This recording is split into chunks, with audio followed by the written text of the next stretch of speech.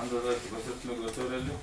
Биринчи өзүнүн адвокаты бар, Көчөрбаев. Өзүңүз сураңыз, анан калгандары сурайбыз. Адвокат Көчөрбаев. Айтып берчи Мазбек. Үй баягы өзүнүн тартибине. Биринчи сабак алып коёбуз. 4 май Карабастан 27 май аралашып адам өтөбүз. Биринчи 4 майда айтып. Хронологический да, 4-2-3 ай бөлгөндө биринчи алабы боюнча, андан кийин экинчи алага чыккан. Сол 4 май боюнча айтып берсем, качантан бери эмне мурдайда аралашып, качантан бери таанысың, кандай мамиле берейин ошо 4 майга чейин ошо башынан баштап айтып берсең.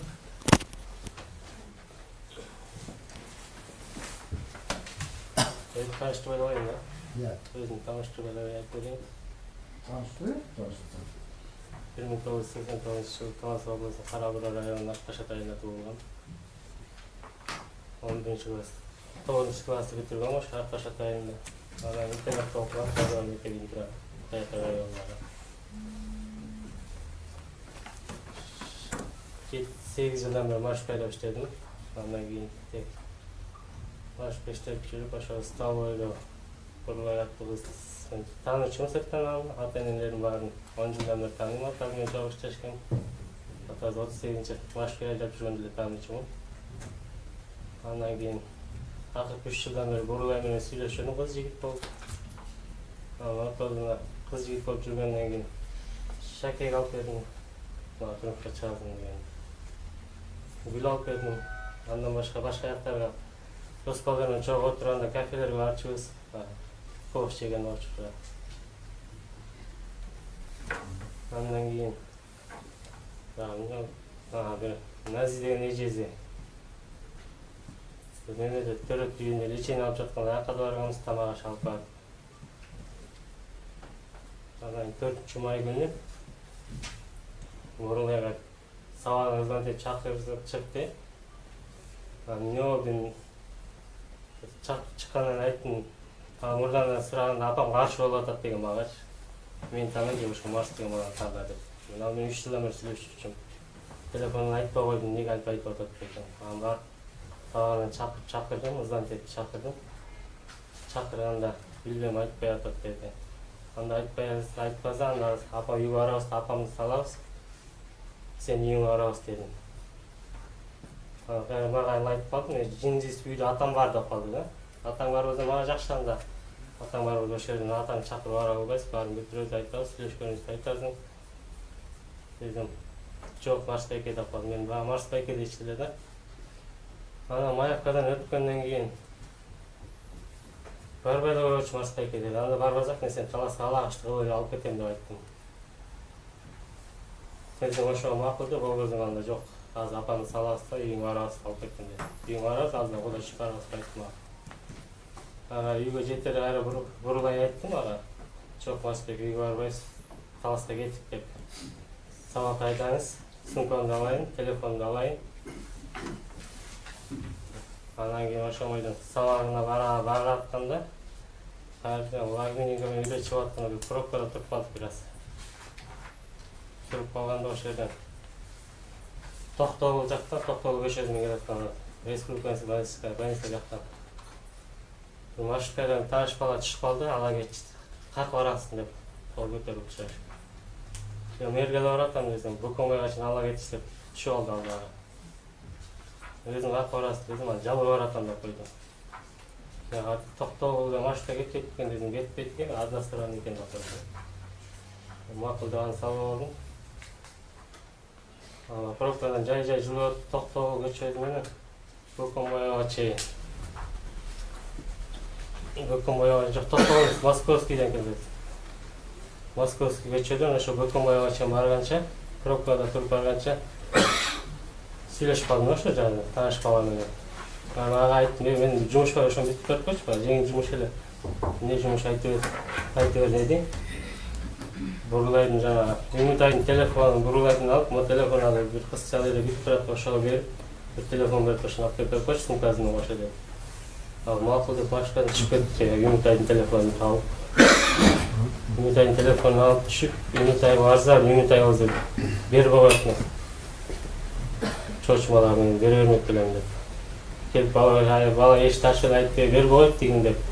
Ayıptan bir bizim eğlendirce rahmat tepani getirirken. Buraya özü vardı da sumkasını telefonu alıp gelgen. Başımın pробкадан çıkıp lef salsıya çıkkança bakaylıgın dost balama çaldım ben ақтазын десем жұмыштамын деп қойды. Жұмыштамын, жұмышмен жүрмін деп қойды. Машинадан ақтап десем, машинамен жүрмін. Маған машина керек болады, беріп тұрбайсың десем. Мақұл деді. Қай жақтасың шақырып барайын десем.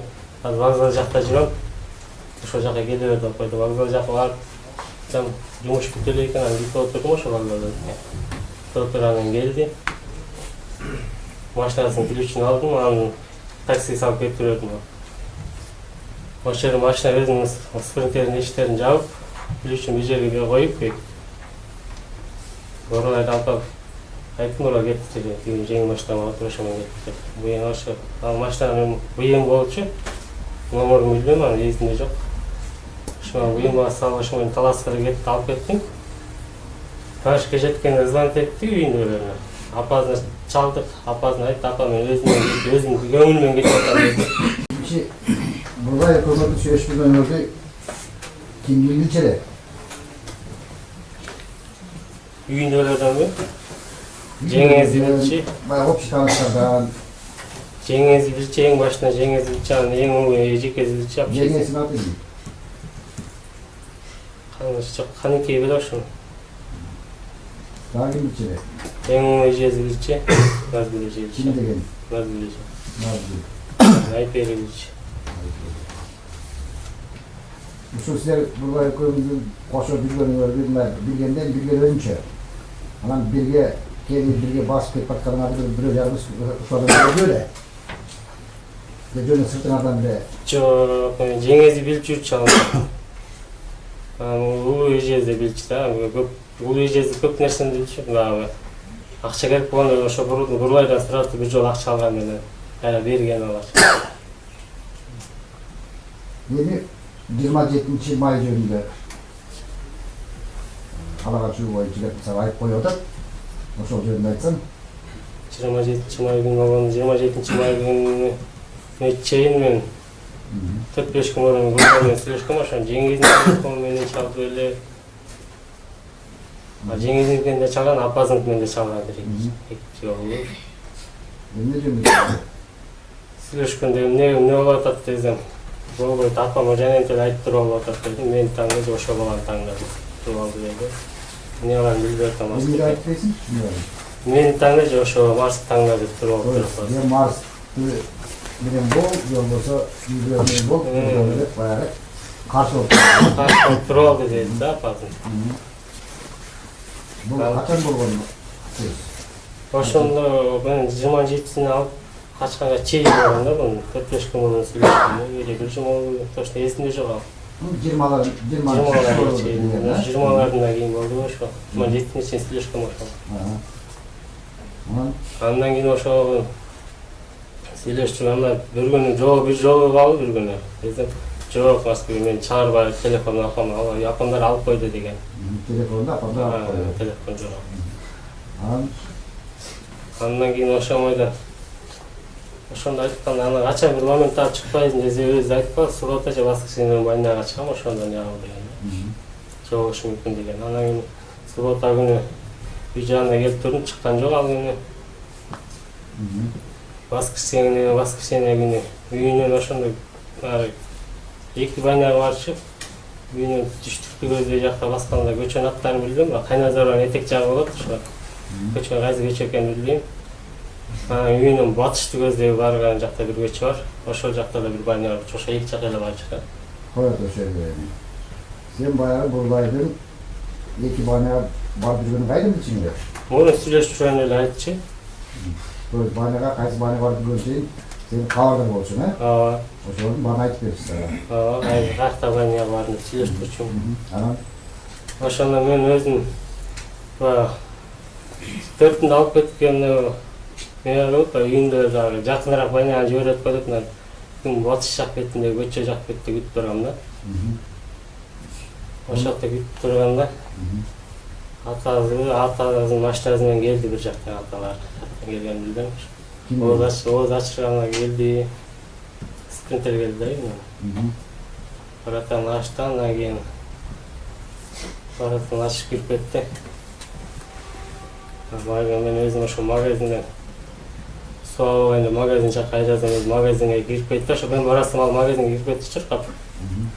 Анан кийин ошо магазинге өзүм жетпей магазин алдында машинаны токтотуп, чыгып баратканда оңдон сүйрөп келип машина салып, четелеп келип кеттик бастады.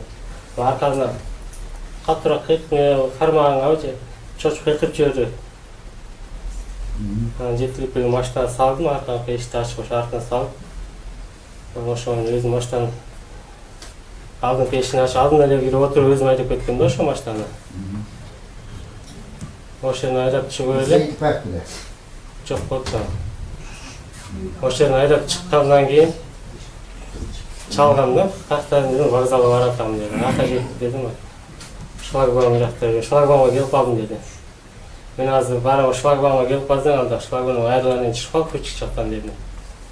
Ошо Фучиктен түшүп калыптыр, ошо мен айрын бурлайды салып, эмеге Правсайдын жаңы ачылган көчө бар болчу. Правсайдына барып, вокзалды көздөй айдады Фучикке. Хорошо, анан Фучикке айдап барып, Фучиктен Акмат стадына Московскийге чыгып, Московскийден чыгып барып, эмеге Садовайларга чейин бардым, түз Московский. Садовайлардан түшүп, ошо мен Таласты көздөй кеттим.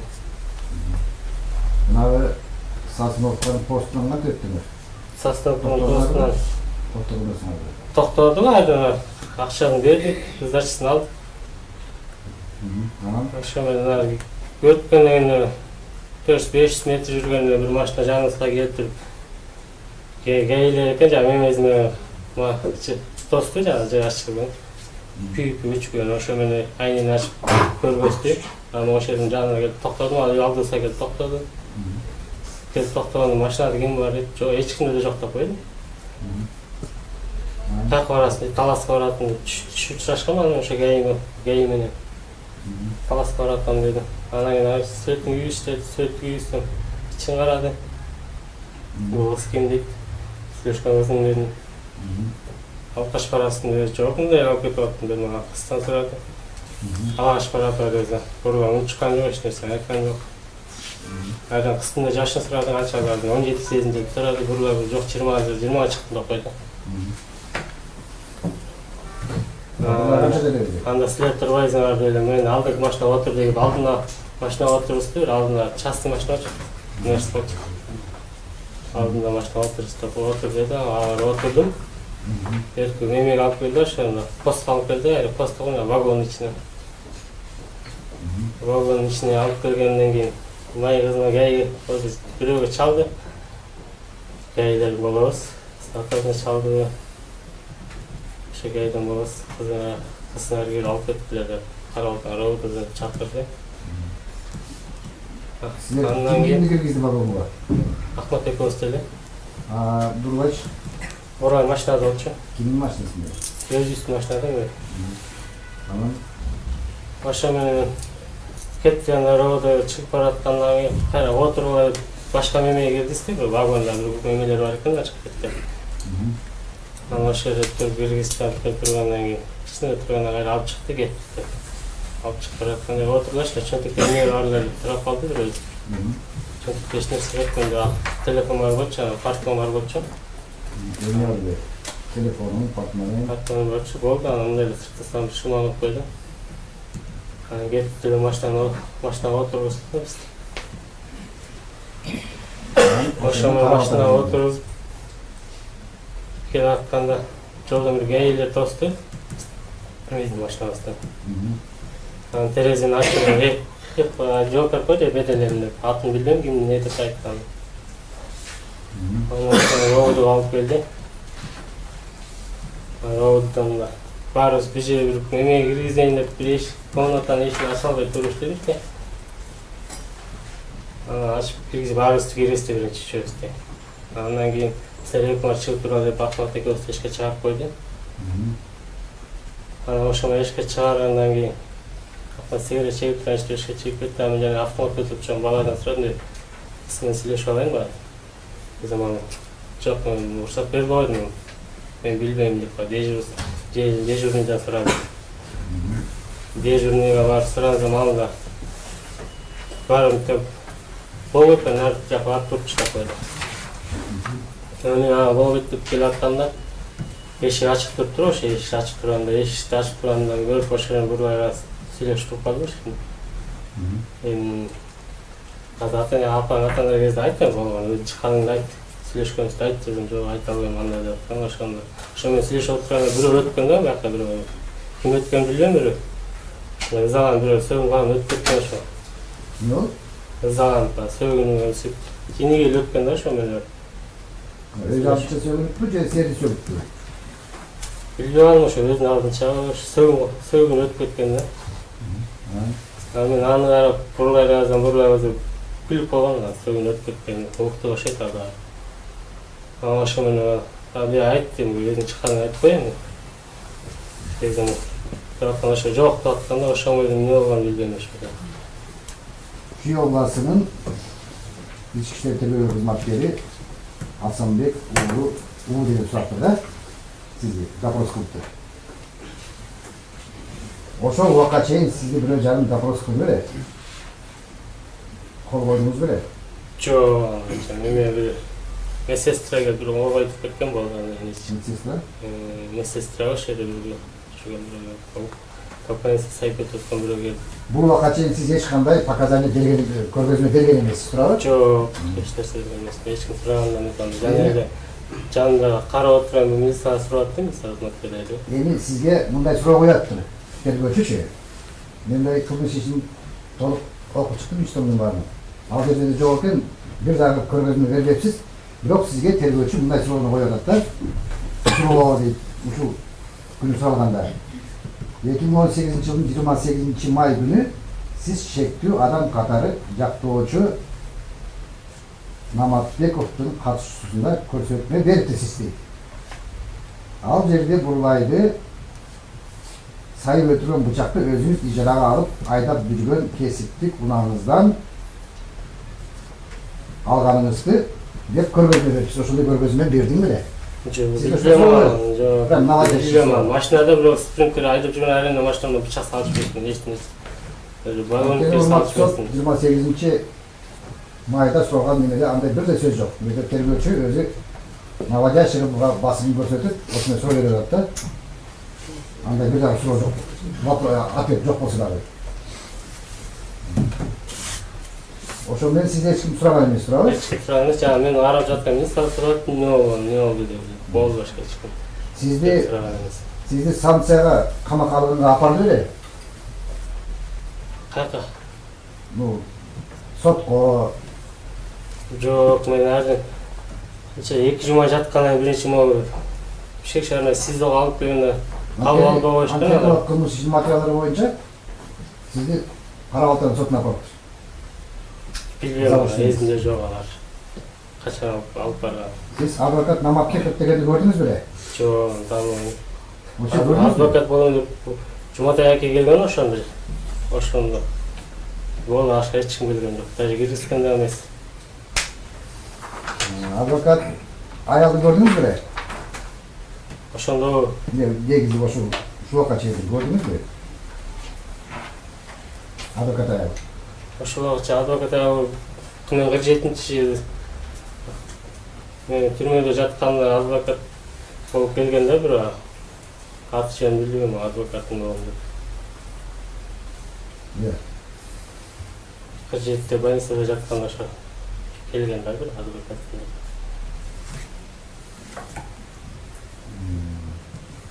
Адвокат Сарыков дегенди көрдүңүз беле? Жок. Тааныйсызбы? Жок, тааныбайм. Алардын колунда турат да, сиздин баягы көргөзмө бербесеңиз да, отчий ставканы берип ошону колдоп турат. Жок, тааныбайм. Көргөн эмессиз. Ошону менен сиз баягы кантип сайып канча жолу өзүңүз сайганыңызды билесиз ба, билбейм деп атасыз. Жок. Аны билесизби? Егер де мына жанагы постуны өткөрүп атпайсызбы? Мен ал посту биз баарыбыз жакшы билебиз. Сосновканын постунда. Биринчи милициянын гаи посту турат, анан кийин баягы экопост турат да. Рахмет. Сиз экопосттон өтүп кеткенден кийин кайрып келдиби же жана гаинин постунан өткөндөн кайрып келдиби? Жок, наркы мемеден жана акча төлөп Экопост. ошол жерден өткөндөн кийин чегин берген, акча сдачасын берген. Машинанын ичинде сиз сейитип, бурлай чөбүсү болчуңуз да? Рахмет. Экопосттон жол болсо жана гаинин постуна экопосттон обязательно токтойсуңар баягы акча төлөйсүңөр да. Рахмет. Очуруп болуп турат да. А белгиден баягы жөн стоп болуп турган өтөсүңөр, туурабы? Стоп кылып жөнүндө токтоп. Ошол жерден бурлай мындай милиция кызматкерлерине же болбосо ошол жерден кайрылып мындай ала качып барат деп айтып турган сөз болдубу? Жок, аны эч нерсе өзгөчө ыйлаганда эмес. Сиз машинаны сени токтотконда сен качып кеткенге аракет кылдыңарбы? Жок, мен өзүм токтоп бердим. Жаныма келип мемесин көргөзүп токтоп жана мемесин Мына жыгашы да кээдир өзү көтөрүп жүргөн. сизге бычак деп айып коюп атат. Бычак менен сайган депчи. Ошо бычак сабы ак, узундугу 297 мм дейт, могу 297 мм да кагазындагычы. Стандарт. Ушундай бычак бар беле сизде? Жок. Же байкеңиз могу Жаныбектин машинесинин алдында отасызбы? Жаныбектин машинесинде бычак бар бекен? Жок. Жок. А каяктан бычак пайда болуп калды? Билбейм аны. Жаныбектин машинасынан ара эмес да. Анда сизге дагы бир суроо, акыркы суроо. Жанагы эле допрос боюнча, мынакей. Сизди ошол эле допрос боюнча суроо атат да, тергөөчү. Прям сизге ушуну суроо коет. Сиз деген ошол экопосттон бычак алдым деп туруп суроо коюп атат да. Жауап көрсөтмө бергенсиз деп. Сиз ушул экопосттон бычак алдым деп көрсөтмө бердиңиз беле? Жок. Андан кийин жанакы кирип чыкканбыз. Ошо биз вагон киргенде оң тарапка киргенбиз, киргенден кийин. Жок, сиз ошондой көргөзмө бердиңиз беле мурда? Билбейм аны, эсимде жок. Сиз андай көргөзмө берген эмессиз, бирок сизге ушуну прямо суроо коет да. Сиз ошондон алган чыгарсыз депчи. Алган Эсимде жок, берген. берген эмессиз, э? В принципе, мен сурам. Анда Абдрахман суроо бар. Ооба менде бар. Марс айтсаң, мен сен азыр айтып кеттиң го, биз кыз жигит болуп жүргөндө кафелерге барчыбыз достор менен деп. Досторуңдун аттарын атай аламбы? Бакай бар болчу, анан кийин бирөө. Уманын ыркыбы аты Астанада, Казакстанда. Ошо келген убакта чогултуп ошол убакта барчубуз. Бакай жана сен машинесин алган Бакайбы? Машинасын алган. Болду ошол.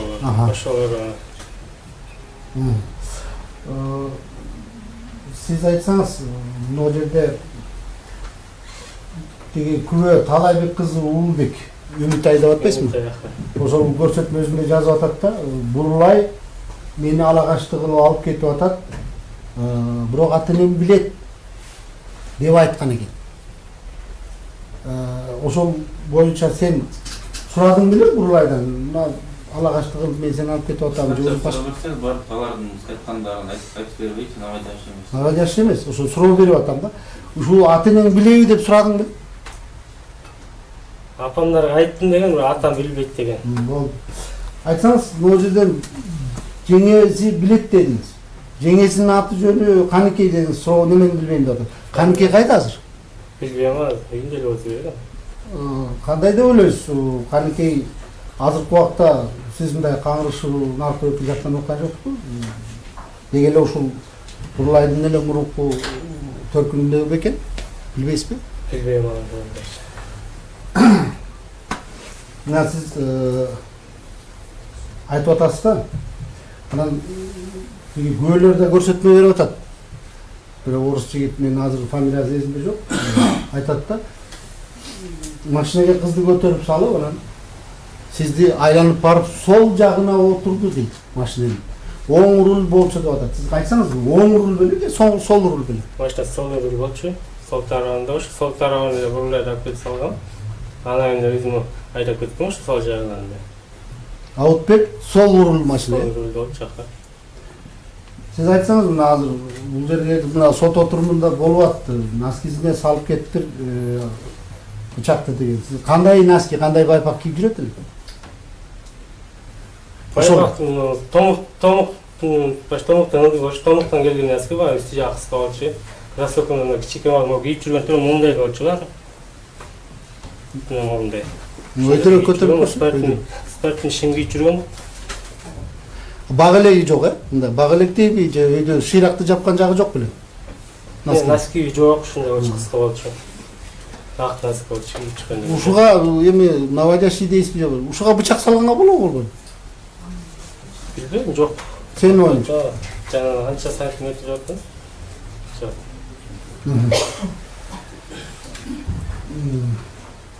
Ушул сен айтып атасың, мен көпкө чейин эзиме келген жокмун деп. Эзиңе келген күндүн числосун билесиңби, билбейсиңби? Жок, билбейм ал. Мен барганда сен ошол менин барганым эсиңде барбы? Барган заба бар ошондо. Мен канчанчы жолу баргандан кийин эсиңе келдим. Сен мен көп жолу баргам. Больницада жатканыңда, ооруканада жатканыңда. Билбейм канчанчы жолу барганыңызды. Числосу эсиңде жок. Жок. Айтсаң, муну 47 колонияда жатканымда бир аял келген, адвокат болуп дедиң, э? Эмне деп айтты эле? Эмне деген сөздөр болду эле ошол аял адвокат менен ортоңдо? Болгон эле айт деген, калпастан өзүнө жаман болот деген. Макул деген болот. Башка сөз болгон эле. Башка сөз болгон эмес. Муну айтсаң, мына азыр бул жерде ошол элдин баары биз баары билип атабыз. Сен өзүңө өзүң бычак сайган болуп атасың. Сайдың беле? Жок, эсимде жок. Бурулайды сайдың беле? Жок. Эсимде жок. Башка суроо жок. Прокурорлор отуруп, көз мамлекеттик айыптоочуларда суроо бар. Бар суроо. Суроолор берген суроолорду кайталабай эле сизге. Кайталабай жардамчыларга да айтып коюп азыр көп эле суроолор берилди, кайталабай башка суроо болсо берилет да. Башкалардын бергенге аракет кылайын. Биринчи могу 4 майдан баштайлык. Айтсаңыз, о 4 май күнү ала качкан күнү ошо ким менен ала качтыңыз эле, анан кимдин автоунаасы менен ала качтыңыз? Өзүм жалгыз алып ала качпай эле бар, өзүм көңүл менен кеттим, макул. Таласка эле кетти, атам бар үйдө деп коркуп койгон да. Атасына таласка эле кетти анда деп. Ошондо койчубай бакай деген дос балам болчу. Эмне автоунаа менен? Ыйым болчу, номерин билбейм. Койчубаев Бакай деген. Бакай. Ошо Койчубаев Бакай бар белем ошо. Алып кетип атканда жок болчу. Койчубаев Бакай ошо быйымын алып келип берген, шашып жүрдүм деп.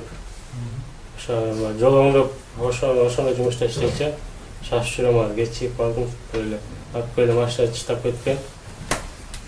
Ключун алгам деп, тек паспортун алгам болду. Ошо Бакай Койчубаев. Кандай тааныш болду сизге? Экөөбүз Чалдыбар мектеп интернатта окуганбыз. Классташ балам. Классташ балам, дос балам. Ал ошо кызды алып кетери жөнүндө билди беле? Билет беле? Жок. Айттыңыз беле сүйлөп? Жок, алып кетем деп айткан. Сүйлөшүп жүргөнүбүздү билет ал. Сүйлөшүп жүргөнүбүздү билчи. Анан алып кетип атам деп айткан эмес мага эч нерсе. Ошол күнү айттыңыз беле? Машинаны эмнеге иштетер? Эмне жумуш кыларыңыз? Жок, класска барып эле келем, берип турчу. Барып күндө келип калам, эртең алып барып коем деген да.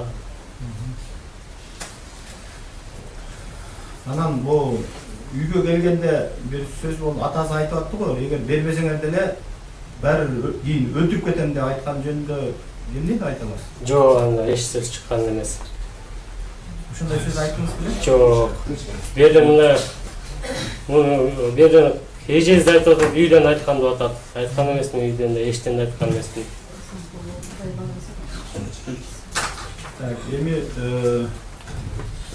калган суроолор беришти. Анан экинчи могу 27 майдагы могу сизди 19-унда сурак кылып атат да, жана айтып кеттим 19-июльдачы Асанбек Улукман деген. Ошону сурап атканда 27 майдагы үйүнүн жанынан ала качканды мойнума алам деп жооп берип атасыз да. Ой, үйүнөн алып чыкканмы ошо? Жок, ала качканымды, үйүнүн жанынан ала качканымды мойнума алам деп.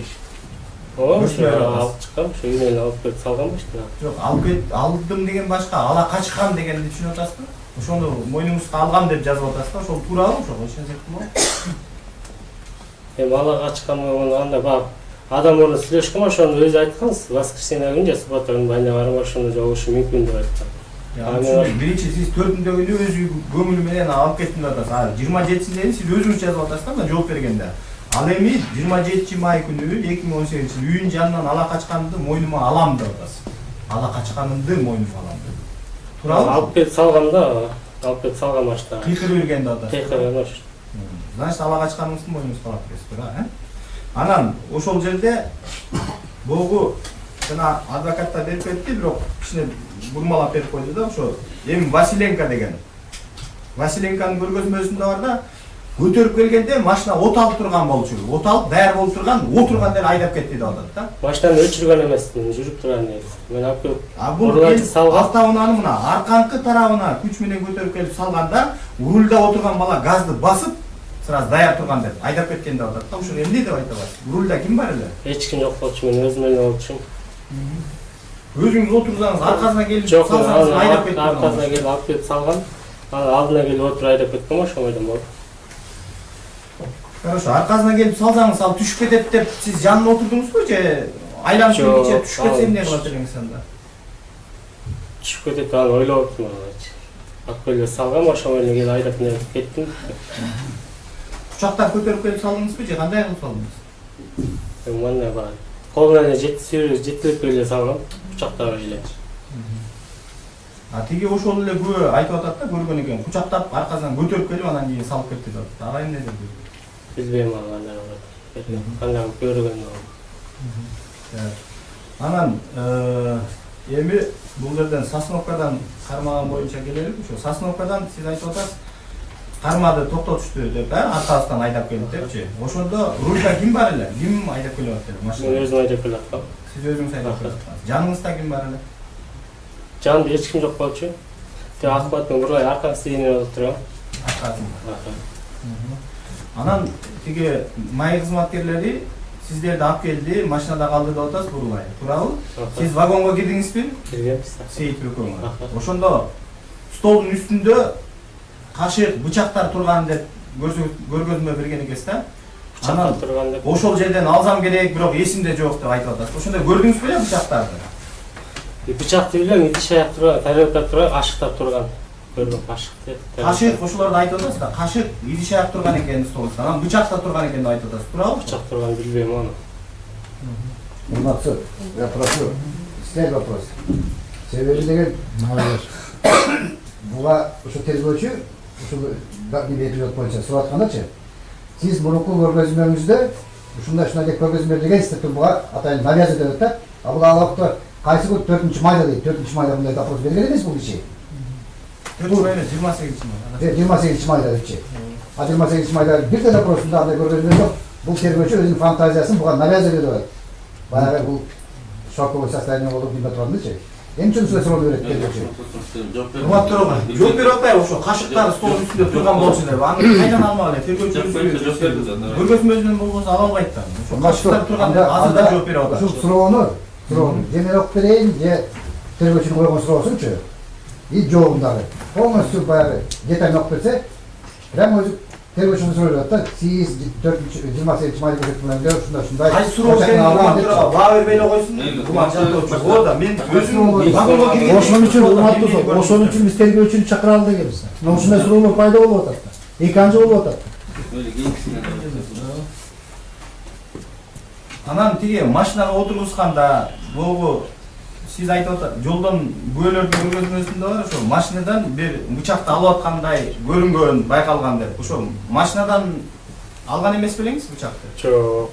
Машина кайерден болуп турган? Ошо сиздин машинага отурганда деп. Жок, машинага отурган. Бул суроого да жооп берди урматтуу. Сиз жолдон прокурор өзүнүн суроолорун берип атат. Ошо анда бизге тактап айтып берсеңиз, бул ар түрлүү ижарага алган машинасынан деген ойлор келип чыгып атат.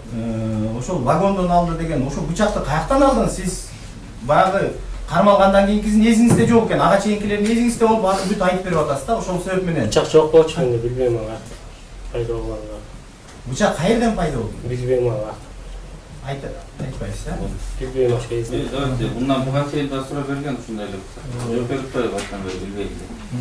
Анан тиги могу ичине кирип кеткен жерден эшиктин ичинен киргенде баягы граждандарды кабыл ала турган бөлмөнүн ичине киргенде эшиктин ичинен кирдиңиз белең жок белеңиз? Аяка киргенди билем. Киргенде эсиңиз ооп анан кирдиңизби? Билбейм ошону сырттан эле сүйлөшүп отургам, мен сыртта отургам, анын ичинде отурган ошо жерге билем андай. Жок, азыр айттыңыз го Бурлай менен сүйлөшүп атканым эсимде бар, эшиктин кычыгынан деп. Туурабы?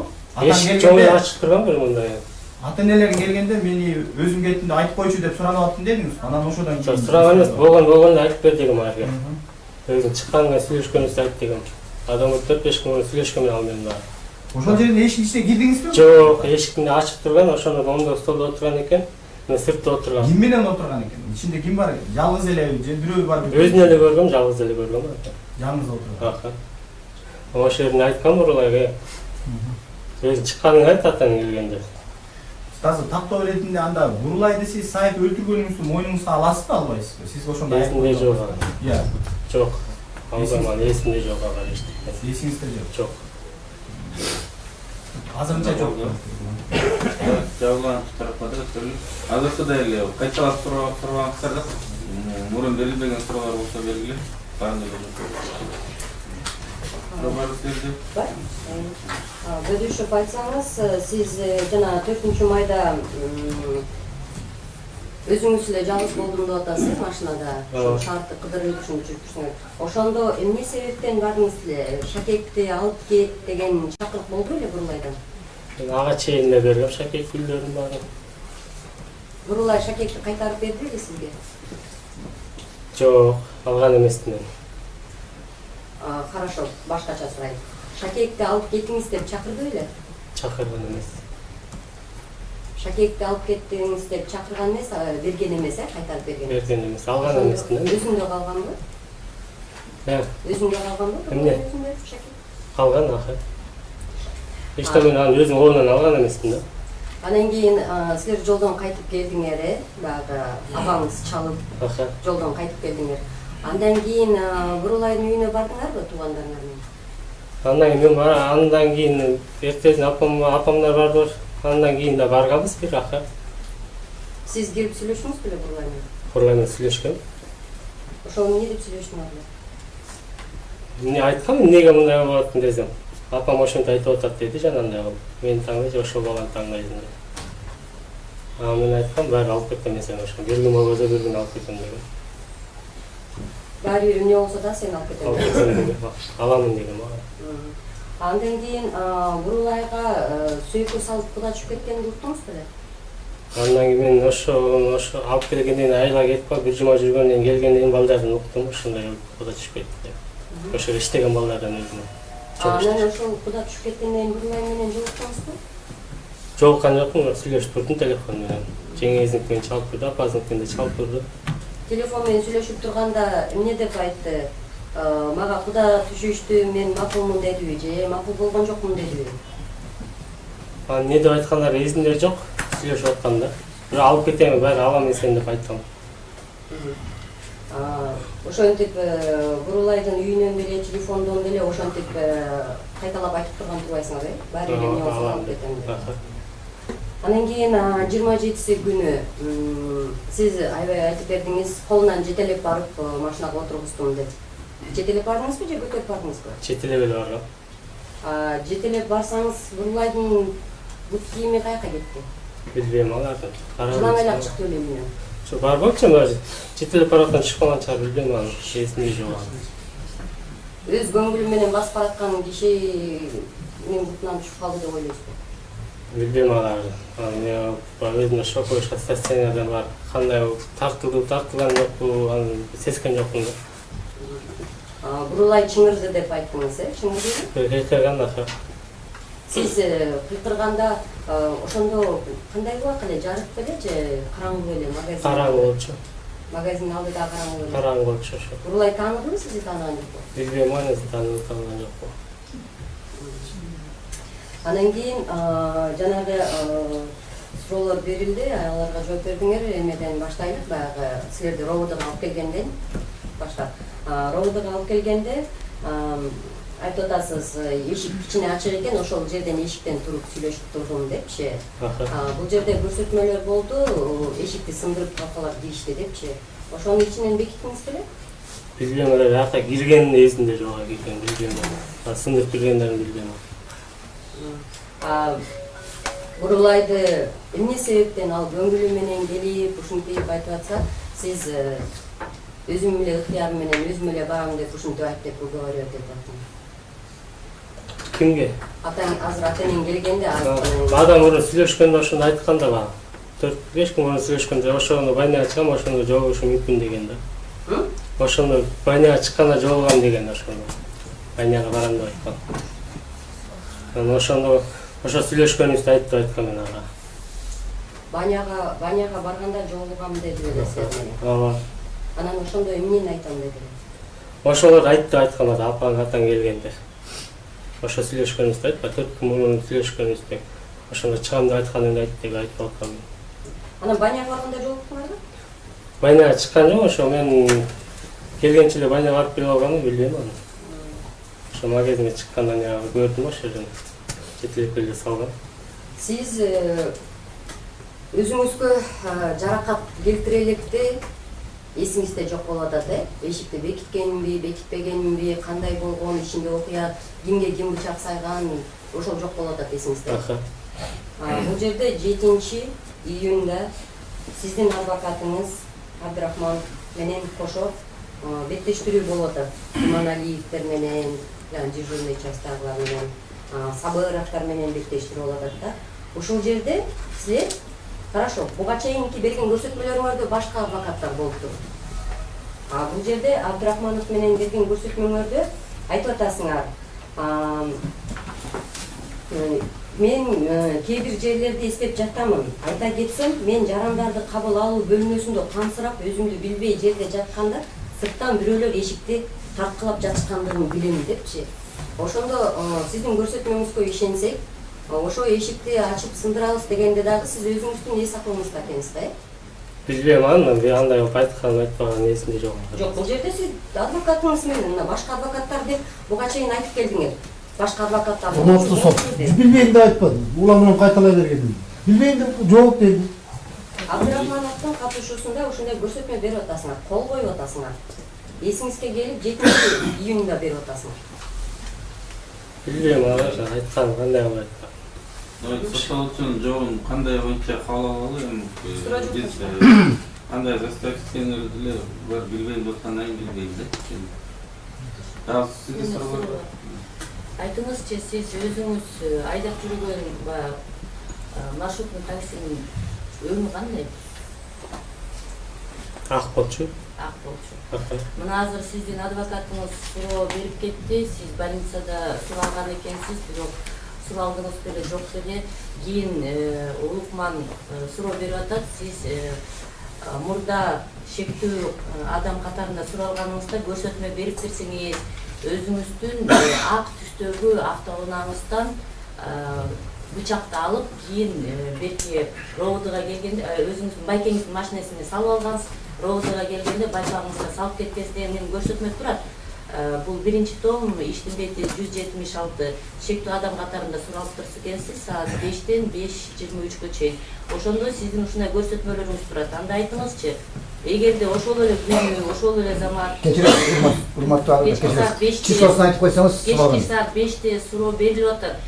Ак түстөгү маршрутный такси сиз айдаганыңызды тергөөчү кайдан билди эле же сиз айттыңыз беле түсү кандай болгонун суроого чейин? Билбейм аны, эсимде жок а, ким келип сурагандарын.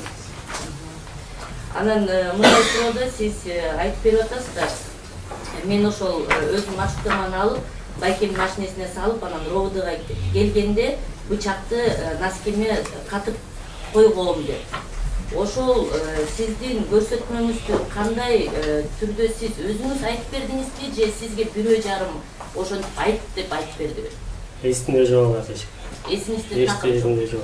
Хорошо. Качан коюп турам, качан сурап Азыр турам. коллегам суроо берип кетти. Сиз өзүңүз жетелеп кетип атсаңыз, тиги бутунда бут кийими кандайча калып калат десе, мен шок абалда болчумун, билбей калдым деп атасыз. эгерде мен баняга барам, ошол жерде жолугабыз десе, өз ыктыяры менен сиз менен жолугуп атса, анда кандайча сиз шок абалында, эмне үчүн шок абалында болуп калдыңыз, айтып бере аласызбы? Айрым багы. Жок жерден чыга, бөлүмгө чыга калгандан кийин алгам да. Кандай болду? Алдыма чыга калгандан кийин эле. Сиз күткөн эмессиңиз ба? Күткөн эмес. Мен айрым магазинге чатып күткөн эмесмин. Баняга чатып күткөн. Анан шок абалында болуп калдыңыз ошондо. Ошондо. Анан мындай суроодо, мына сиздин класс башкармаңыз Сейитов көрсөтмө берген. Анын көрсөтмөсү боюнча сиз Бурулайды көтөрүп алып келип машинеге салдыңыз. Анан айда дедиңиз, рулда Сейитов отурган. Сейитов машинени ылдамдык менен айдап барып, анан бир жерде токтогонду, кайра сиз рулга отуруп, Сейитов болсо Бурулай машинени ачып чыгып кетпесин деп мен жанына отурдум деп атат. Ошого сиз кандай көрсөтмө бере аласыз? Жок, калпага. Калпта. Анан Эгер аз отурсаңыз эже бердим. Сейитов жанында болсо мен вокзал жакка фучке эмнеге бармам? Ушу Сейитов салайын деп ошол жакка барып кайрылгам мен. Эгер Сейитов жанында болсо мен ошо кайназары менен түзүлүп чыгып кеткен каласың. Oldu da. Анан биринчи алагачыбыз боюнча эле бир гана суроо берип кетейин.